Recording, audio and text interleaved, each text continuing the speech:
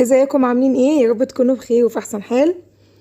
عندنا وصفة حلوة جدا، مش لازم ناكلها في رمضان خالص، يعني ممكن ناكلها طول السنة عادي. عاملين وصفتين حلوين جدا: كنافة بالجلاش بحشوتين حلوين جدا جدا جدا. عاملين ميكس كده جميل جدا، ينفع معاكي لو عندك مناسبة عيد ميلاد، تنفع معاكي تقدميها لضيوفك في منتهى الجمال. جربيها وان شاء الله تعجبك.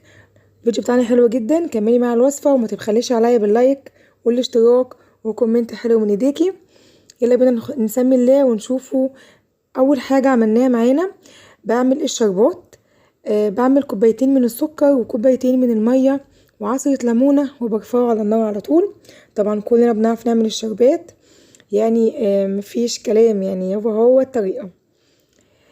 معايا حشوتين. اول حشوة هعملها معاكم كيس من الكاستر، بجيبه جاهز، بنزل عليهم ب3 معالق من السكر، وبنزل عليهم ب3 كوبايات لبن. ممكن كوبايتين لبن وكوباية مية، ممكن كوباية ونص وكوباية ونص، يعني ادمجي كده ايه السوائل عندك. لو مش عايزة لبن خالص بقلبه، بفك التكتلات اللي فيه وبرفعه على النار على طول. اقلب اقلب اقلب، واول ما يبتدي اللي هو السمك بتاعه يبقى تخين شوية بقى، طبعا برفعه خلاص وبطفي النار عليه على طول. الشربات طبعا موجود معايا على النار، وبكمل معاكم الحشوات. يعني دي كده اول حاجة بعملها. هصبه عندي كده في بولة، تمام، وفي نفس الطاسة او في نفس الحلة اللي انت بتعملي فيها هعمل فيه الحشوة التانية. الحشوة التانية عندي عبارة عن كيس من النشا. الكيس دوت يعني 4 معالق هرمية كبيرة او 5 معالق، تمام. هنزل عليهم تاني معايا سكر بودر، بنزل عليهم بحوالي 4 معالق من السكر البودر، وبنزل برضو باللبن زي ما اتفقنا. اللبن ممكن لبن ومية او ممكن لبن بس، براحتك، هي النتيجة وهو الطعم. بنزل ب3 كوبايات من اللبن، وبرضو بفك التكتلات اللي فيه وبقلب.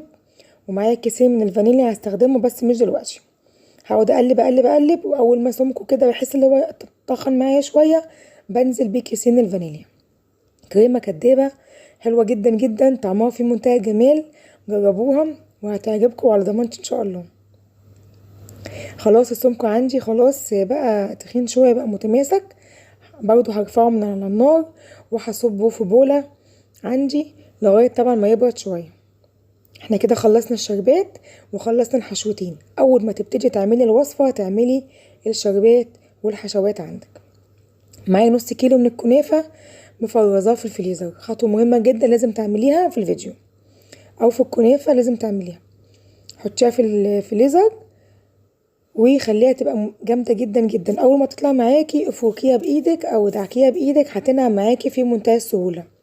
حابه تحطيها في الكبه حطيها، بس كده الموضوع سهل جدا جدا، بتتفرك معاكي على طول. هنزل عليهم على نص كيلو الكنافه هنزل ب4 معالق من السكر البودر. ما تكتريش وتقولي انا بحب الحاجه مسكره. المقادير اللي انا عاملاها لك مع الشربات والحشوه مقادير مظبوطه 100%. ما تكتريش السكر. حطينا 4 معالق من السكر البودر على نص كيلو من الكنافة، وبدأت اللي انا ادمج الكنافة مع السكر بنفس الشكل. انا معايا نص كيلو من الكنافة هعملهم على صينيتين، يعني نص كيلو دوت هعمل صينيتين. يعني بصوا توفير التوفير اهو، عملنا حاجة حلوة وكمية كمان صغيرة. معايا صينية دهنتها سمنة من تحت، واخدت نص الكمية يعني حوالي مثلا ربع كيلو، وبدأت اللي انا انزل كده في الصينية واساوي الصينية بنفس الشكل. والتأكيد طبعا تكة كده ايه جامدة جدا كده لغاية ما سويت الشكل دوت. عملت صينيتين بنفس الشكل ونزلت بالسمنة لغاية ما احس ان الكنافة عندي يعني خلاص بقت ايه شربت السمنة بنفس الشكل. هنزل عندي طبعا اختياري الموضوع دوت بقى. لو مش حباه الغيه، بس طبعا بيدي طعم حلو جدا. جوز الهند، رشيت رشه كده من جوز الهند، وبعد كده نزلت بالحشوه اللي عندنا دي. طبعا حشوه الكريمه كدابه اللي احنا عملناها مع بعض، نزلت عليها وسويت بالتساوي كده، وخليت طبعا مكان عالي ومكان واطي لا كله قد بعضه. ورشه تانية من جوز الهند كده بنفس الشكل.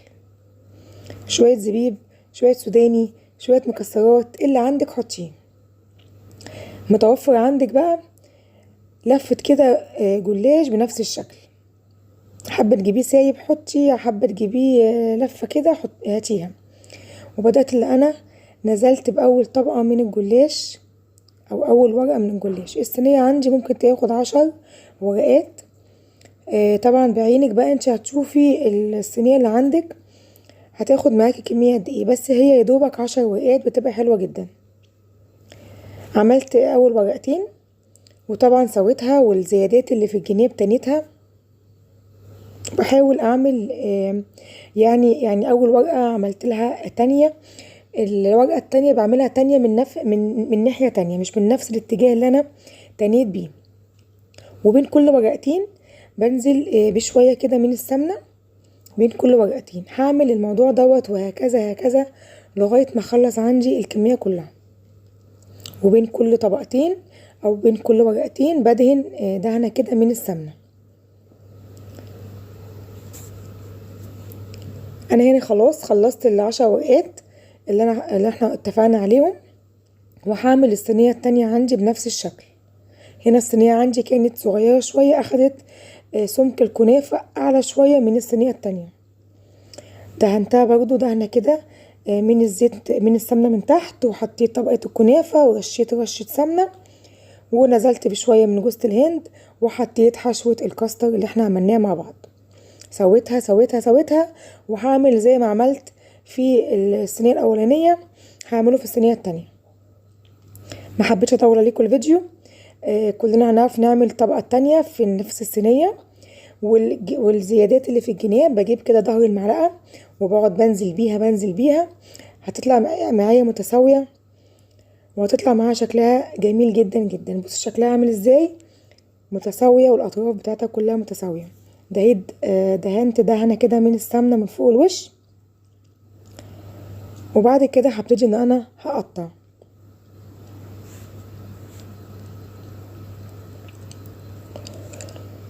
قطعي الحجم اللي يعجبك. انا طبعا بقطع مربعات بنفس الشكل. لو انت حابه تقطعي حجم كبير قطعي، حجم صغير قطعي، بس اهم حاجه وانت بتقطعي تخلي بالك عشان الحشوه متطلعش معاكي. تمام. والسكينه معاكي تكون حاميه شويه عشان طبعا ما تهلهلش معانا الحشوه والجلاش في نفس الوقت. الجلاش لازم يتقطع قبل ما يخش النار، ما ينفعش يتقطع بعد ما يطلع. خطوه مهمه جدا لازم تعمليها. وتكوني مسخنه الفرن على نار 180. تمام. ما يخشش على فرن بارد خالص، بيخش على فرن سخن. وبس كده. الصينيه التانية قطعتها بطريقه تانية، قطعتها كده تقطيعه البيتزا. كان شكلها حلو جدا، وكانت تقديمتها في منتهى الجمال بصراحه. جربوا التقطيعه ديت وهتعجبكم ان شاء الله. قطعتها على 4 واخدت الربع قطعته على 3. وطبعا زي ما اتفقنا بتقطعي بالراحه وعلى مهلك خالص عشان الحشوه ما تطلعش معاكي. لو وصلتي لغايه كده ما تنسيش اللايك وكلمه اشتراك على الشمال مكتوبه باللون الاحمر، اتكي عليها واختاري الكل عشان ان شاء الله يوصلك كل جديد.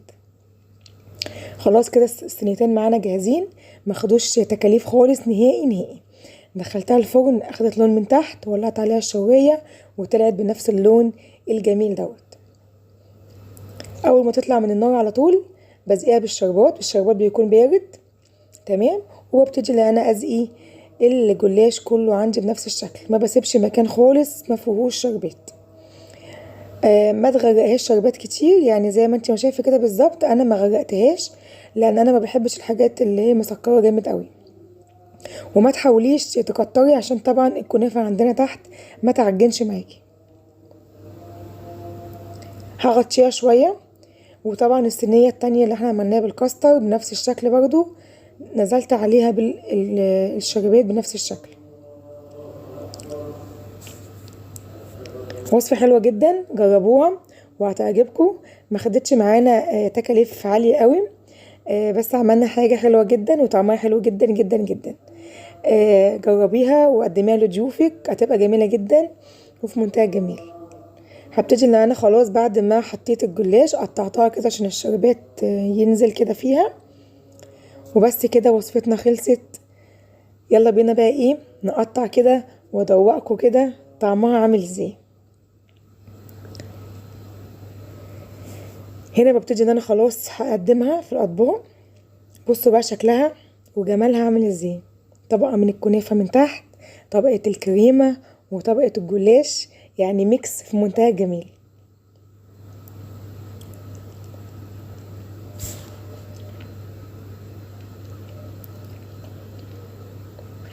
بصوا الجمال عامل ازاي، مفيش احسن من كده.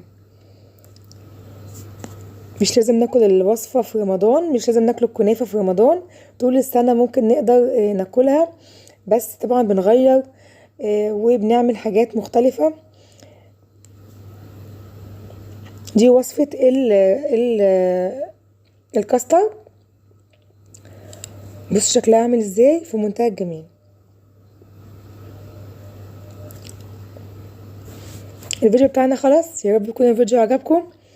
ولو عجبك الفيديو ما تبخليش عليا باللايك وبكلمة اشتراك هتلاقيها قدامك على الشمال، واكون ممتنة ليكي وتكوني دخلتي عيلتنا ان شاء الله الصغيرة، ان شاء الله تكبر بيكم باذن الله. دوقوا بقى معايا احلى قطعة او احلى قطمة كده من الميكس الكنافة على الجلاش.